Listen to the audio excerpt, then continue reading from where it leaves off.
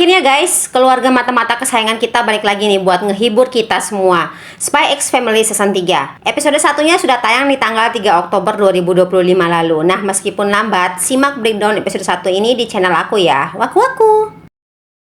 Hari biasa di keluarga Forger.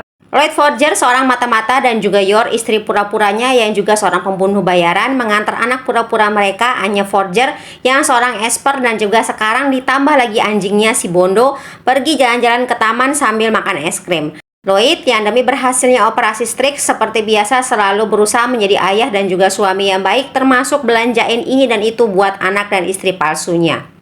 Anya terlihat tertarik mau beli balon dan akhirnya Anya dan Bondo pun berlari untuk mengejar tukang balon tersebut. Tiba-tiba Bondo menahan Anya. Bondo yang memang bisa melihat masa depan memberikan gambaran pada Anya bahwa akan ada kekacauan di taman oleh seorang pekerja yang menggunakan eskavator. Anya pun dengan kemampuan espernya mencoba mencari orang jahat yang ia pikir tadi. Lalu terlihatlah seorang pekerja yang marah-marah karena ia harus masuk kerja di hari libur dan terlihat tidak suka nih dengan orang-orang yang menghabiskan waktu bersama keluarga mereka di taman tersebut. Sedangkan ia pun hanya dibayar dengan upah rendah untuk membersihkan puing-puing. Mendengar isi hati bapak itu, Anya pun yakin bahwa ialah orang jahatnya.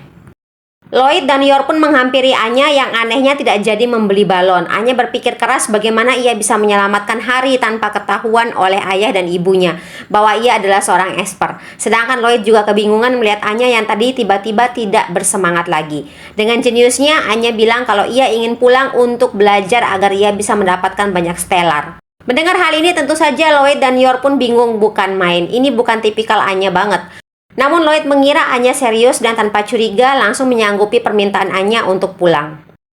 Nah, di perjalanan pulang mereka melewati tempat yang ditutupi dan ternyata di tempat tadi adalah tempat di mana reruntuhan berada. Anya pun melihat orang jahat tadi yang akan mulai bekerja. Anya lalu bertanya pada Lloyd, apakah orang yang bekerja di tempat konstruksi tidak dapat libur? Lloyd menjawab, mereka dapat hari libur kok, sama kayak pegawai lainnya. Dengan cepat Anya pun menunjuk pria tadi. Lloyd yang memang cepat tanggap, jadi tahu maksud Anya kalau pria tadi tidak dapat jatah libur. Lloyd juga melihat lingkaran hitam di bawah mata pria itu yang menandakan kalau ia sangat lelah dan juga banyak tekanan. Dan melihat cara kerja pria tadi itu tidaklah safety dan sangat ceroboh. Sementara pria pekerja tadi tampak menyingkirkan kain yang menutup eskavatornya dan terjatuh. Sudah terjatuh, ia pun kejatuhan burung juga. Hal ini membuat emosi pria tadi pun semakin memuncak dan ia pun segera menaiki eskavatornya dan asal bekerja sehingga puingnya mengenai Anya dan Bondo. Namun dengan cepat dilindungi oleh Lloyd dan juga Yor. Lloyd pun menghampiri pria tadi yang sekarang terlihat membawa alat berat tersebut keluar yang dekat taman tersebut. Hal ini pasti akan menimbulkan korban. Lloyd melihat eskavator lainnya dan langsung naik ke sana. Dan dengan eskavator tadi itu pun ia menahan pria tadi. Terjadilah pertarungan antara sesama eskavator. Sementara itu di luar, sebuah bangunan terlihat mau roboh dan ada kakek-kakek dan juga anjingnya di sana. Dengan sigap, Yor pun menyelamatkan kakek tadi dan dengan mudah menendang reruntuhan bangunan tersebut. Mendengar Anya yang memujinya, lagi-lagi Yor berbohong bahwa ia melihat gerakan sirkus. Bohong lagi. Balik lagi ke pertarungan sesama eskavator. Lloyd dengan mudah menjatuhkan eskavator tadi dan membuat pria tadi itu pun pingsan. Sekali lagi perdamaian pun terjaga berkat keluarga Forger. Nah, di rumah, Lloyd mengajari Anya yang tetap saja nggak ngerti-ngerti guys. Tipikal Anya banget ya memang, yang nggak pernah ngerti sama pelajarannya.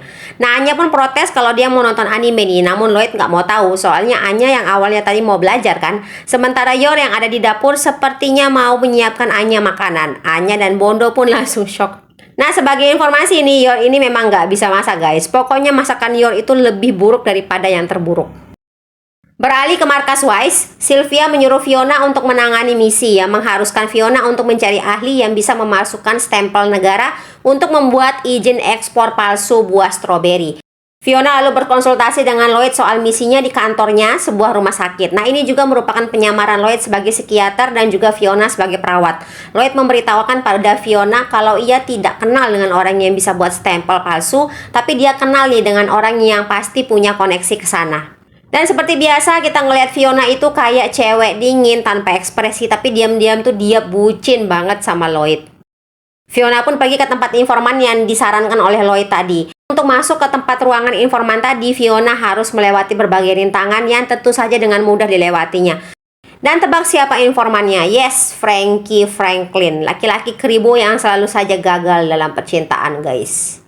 Fiona kemudian menceritakan maksudnya pada Frankie untuk mendapatkan tanda tangan dan juga stempel palsu pemerintah. Frankie menyanggupinya dan kenal dengan orang yang bisa. Tanpa basa-basi, Fiona langsung menyeret Frankie untuk segera pergi ke tempat orang tersebut. Frankie akhirnya bilang kalau dia bahkan nggak tahu alamat orang tadi. Namun Frankie lalu menggunakan cara dengan menghubungi orang yang tadi dimaksud dengan perantara radio. Dan tampaknya orang yang dimaksud itu mengerti. Fiona dan Frankie sekarang ada di depan bar yang biasanya dijadikan tempat pertemuan antara Frankie dan juga orang-orang koneksinya.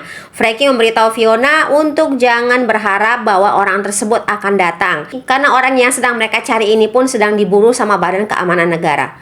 Fiona dengan polosnya mau langsung masuk aja guys. Namun Frankie mencegahnya. Dia bilang kalau dengan tampilan kayak begitu mereka akan langsung dicurigai. Akhirnya Fiona dan Frankie pun menyamar jadi pasangan.